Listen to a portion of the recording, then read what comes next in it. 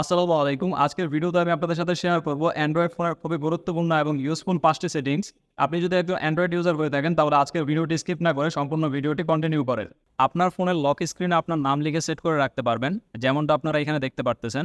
তো এই সেটিংসটি করার জন্য আপনারা আপনাদের ফোন থেকে সেটিংসে চলে যাবেন এবং সেটিংসে থাকা সার্চ বারে আপনারা ক্লিক করে দিবেন।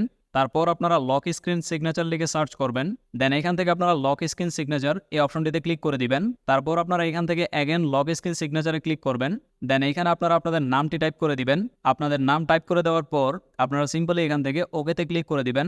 তাহলে আপনারা দেখতে পারবেন আপনাদের ফোনের লক স্ক্রিনে আপনাদের নামটি সেট হয়ে গেছে। 2 নম্বর সেটিংসটি হচ্ছে আপনার ফোন থেকে হটস্পটের মাধ্যমে অন্য ফোনে এমবি শেয়ার করার সময় আপনারা লিমিট সেট করতে পারবেন।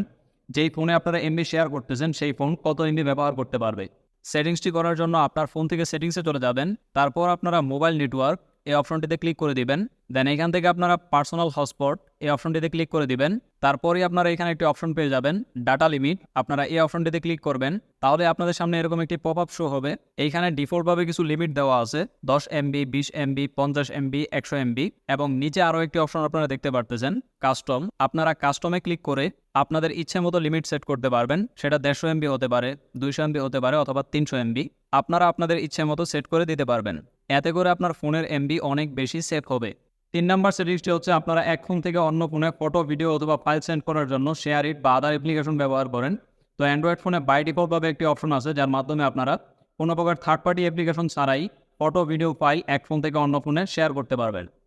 তার জন্য আপনার ফোন থেকে কন্ট্রোল সেন্টার ওপেন করবেন।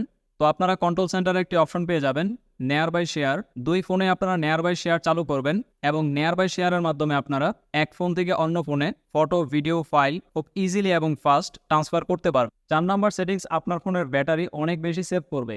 আপনার ফোন থেকে সেটিংসে চলে যাবেন এবং সার্চ বারে টাইপ করে দিবেন স্ক্যানিং লিখে সার্চ করার পর আপনারা এখান থেকে ব্লুটুথ স্ক্যানিংয়ে ক্লিক করে দিবেন। তারপর আপনারা এখান থেকে ওয়াইফাই স্ক্যানিং এবং ব্লুটুথ স্ক্যানিং এই দুইটা অপশন এখান থেকে বন্ধ করে দিবেন।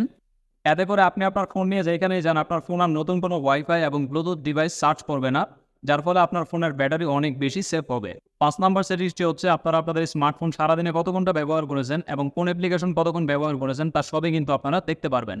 দেখার জন্য আপনার ফোন থেকে চলে যাবেন সেটিংসে, তারপরে স্ক্রল করে একটু নিচে যাবেন। তাহলে আপনারা একটি অপশন পেয়ে যাবেন digital welding and parental controls.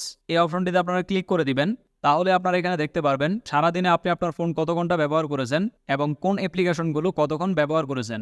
এতে করে আপনি আপনার অতিরিক্ত ফোন আসক্তি থেকে নিজেকে সেভ করতে পারবেন। তো এই ছিল আজকের ভিডিও। যদি ভিডিওটি ভালো লাগে তাহলে অবশ্যই ভিডিওতে লাইক করবেন এবং আমার চ্যানেলটাকে সাবস্ক্রাইব করতে একদমই বলবেন না।